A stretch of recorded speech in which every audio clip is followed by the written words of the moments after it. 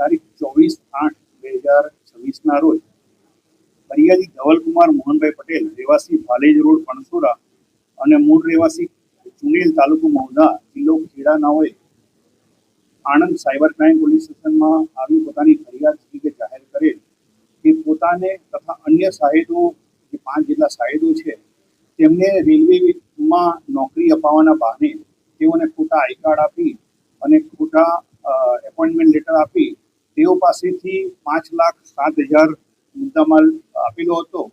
તે પૈસા પરત નહીં આપી અને નોકરી નહીં આપી તેમની સાથે છેતરપિંડી અને વિશ્વાસઘાત કરેલ છે. તે બાબતે તેઓએ ફરિયાદ આપતા સાયબર ક્રાઇમ પોલીસ સ્ટેશનમાં ગુનો રજીસ્ટર કરવામાં આવેલો હતો. આ ગુનાની ગંભીરતા સમજી પોલીસ અધિક્ષક શ્રી જસાણી સાહેબે આ ગુનામાં સંડોવાયેલ 2 આરોપીઓને તાત્કાલિક અટક કરવા માટે જરૂરી સૂચના આપેલી હતી. સાયબર ક્રાઇમના પીઆઈ ડોડિયા તથા પીએસઆઈ સિરીને આ બાબતે આરોપીને પકડવાની તજવીજ હાથ ધરેલી હતી અને સાયબર ક્રાઇમ પોલીસ સ્ટેશનમાં ફરજ બજાવતા અનામ હેડ કોન્સ્ટેબલ જલાભાઈ હરિભાઈ તથા ભરતભાઈ મગનભાઈએ આ બાબતે વર્કઆઉટ કરી આ ગુનામાં સંડોવાયેલા બંને આરોપીઓને પકડી સાયબર ક્રાઇમ પોલીસ સ્ટેશન ખાતે લાવી તપાસ કરનાર અમલદાર પીએસઆઈ સિરીને આ બંને આરોપીને અટક કરવામાં આવેલા છે. આ બંને આરોપીના નામદાર કોર્ટમાં રજૂ કરી 5 દિવસના પોલીસ કસ્ટડી રિમાન્ડ મેળવવામાં આવેલા છે.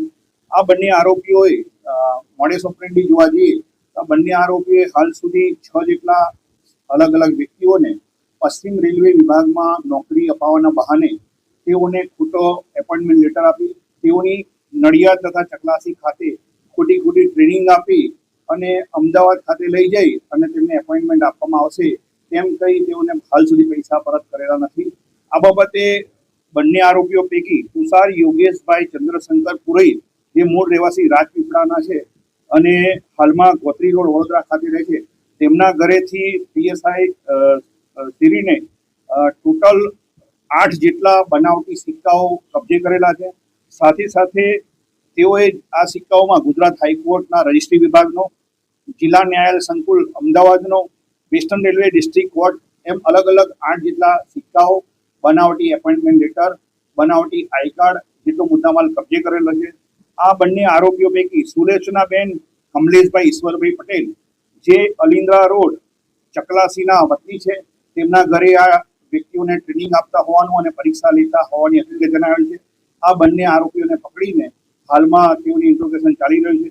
આ બંને આરોપી પૈકી તુષાર યોગેશભાઈ ચંદ્રશંકર પુરોહિતના વિરુદ્ધમાં આ અગાઉ નડિયાદ રેલવે પોલીસ સ્ટેશનમાં સને 2014માં ખોટા ટીટી બનવા બાબતનો તેમજ વડોદરા શહેરના 2 પોલીસ સ્ટેશનમાં તેઓના વિરુદ્ધમાં ખોટા દસ્તાવેજો આપી અને ખોટો એપોઇન્ટમેન્ટ આપવાના બંને ગુનાઓ રજીસ્ટર થયેલા છે.